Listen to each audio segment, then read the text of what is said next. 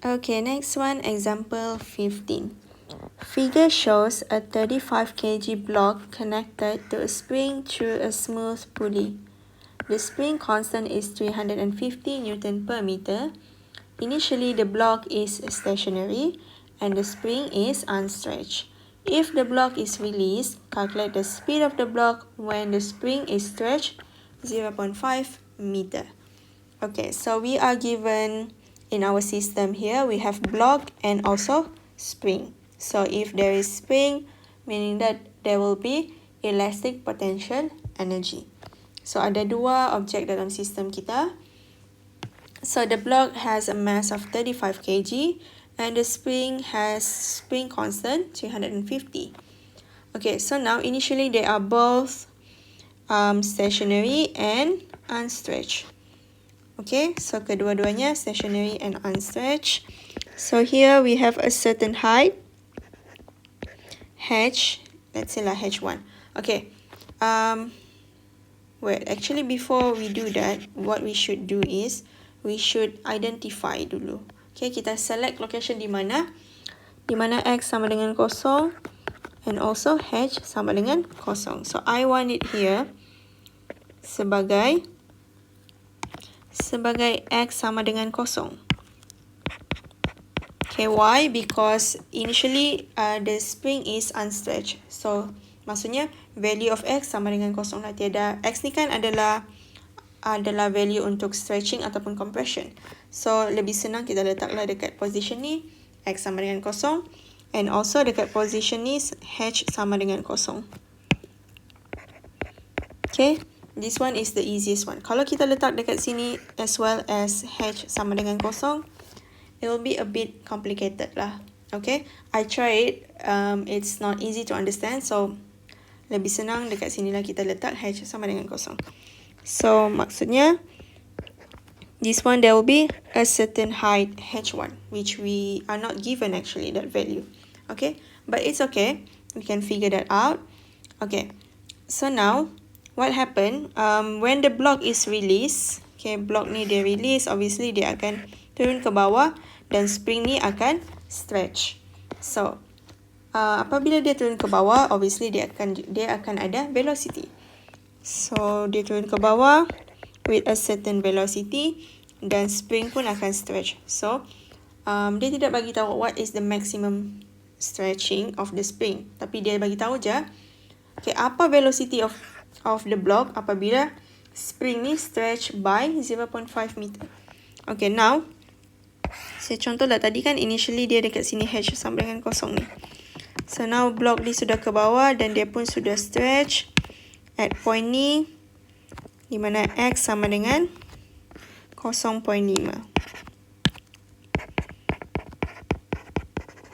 0.5 meter, right? Okay. So now apabila spring ni stretch by 0.5 meter, block pun akan turun 0.5 meter daripada position awal dia. Okay, dia akan turun 0.5 meter daripada position awal dia. So we also have the height here, h2. So this one h sama dengan 0, this one h2, which we also don't know what is the value. Okay, so this one is initial, this one is final. Now kita tengok initial. Okay, apa energy yang terlibat? So since the block is stationary and the spring is unstretched, so kinetic energy sama dengan 0 dan potential energy, elastic potential energy juga sama dengan 0. Okay, tetapi dia ada certain height, so dia akan ada gravitational potential energy. And then this one here, since the block is moving, there is a kinetic energy, and also the block has a height here. There is also gravitational potential energy, and the spring is stretched. So elastic potential energy pun ada. So ada 3 energy yang terlibat. Untuk final, untuk initial hanya ada 1 sahaja. Okay, so what exactly what we want is, okay, we want actually, okay, velocity, I forgot already. So what we want is velocity, this value here.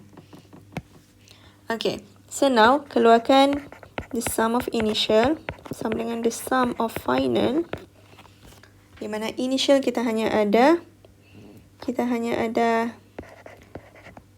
gravitational potential energy, dan final kita ada ketiga-tiganya US plus kinetic energy plus gravitational potential energy. Okay, keluarkan dahulu formula dia. So this one mgh1, so kita label h1 kan tadi, equal to half kx square plus kinetic energy half mv square plus ug here, so h is h2, mg h2. Okay, so now this is what we want, value for v. X kita ada, which is, this is the value for x, 0.5. Okay, yang kita tidak adalah h1 dan h2. Okay, so how do we do this? Okay, now, this is the way to do. So we have h1, right? With a certain value. We don't know what is the value. And then, we have h2. So, h2 ni adalah sama dengan h1 tolak 0.5. Sebab apabila maksudnya perbezaan dia kan, apabila blok ni dia turun ke bawah sebanyak 0.5, dia akan turun 0.5. Okay, contohlah dekat sini kan. So perbezaan dia daripada initial dia adalah 0.5. So ni adalah h2, which is dekat sini. I already lukis dekat sini. So dia akan turun ke bawah sebanyak 0.5. So h1 ni adalah h2 ni adalah h1 tolak 0.5. Boleh nampak ke tu? h2 adalah h1 tolak 0.5. Sebab okay, let me repeat. So apabila blok ni dia turun ke bawah sebanyak 0.5, this one, so dia turunlah 0.5. Ni adalah perbezaan tu lah, 0.5 meter. So now we have h2. So h2 is actually h1 minus 0.5, ataupun kita boleh cakap lah h1 is h2 tambah 0.5. So h1 is h2 tambah 0.5 meter. Sebab spring stretch 0.5, blok pun akan turun ke bawah sebanyak 0.5. Okay? So now, what we can do here is, kita susun semula h1 tolak h2 sama dengan 0.5 meter. Okay. So ni yang kita tahulah, information yang kita tahu, yang boleh melibatkan number. Okay. So now just masukkan apa yang kita tahu ke dalam formula ni. Di mana M is 35, G is 9.81, H1, just leave it like that. Half K is 35, is it? 350. X adalah 0.5. Don't forget square. Plus half MV. V is what we want.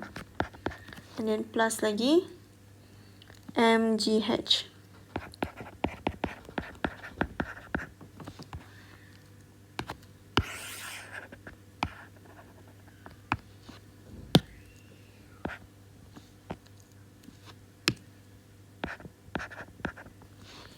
Okay. So now H2, H1 still the same. So kita akan pindah semua ni, this one and this one ke sini, and just leave it V square tu.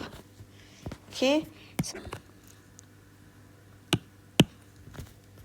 So tolak dengan this one, value yang sama kan? Actually, this is the same value, just different value of the height. So 343.35 H2. Okay. And then minus 43.35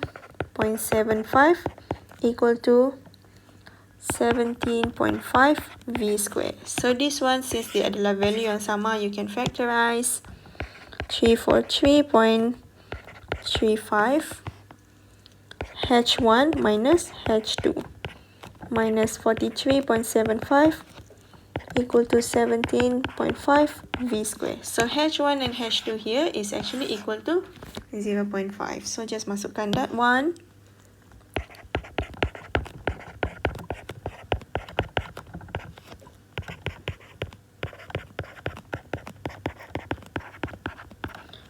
So kamu akan dapat value untuk V sama dengan 2.70 meter per second.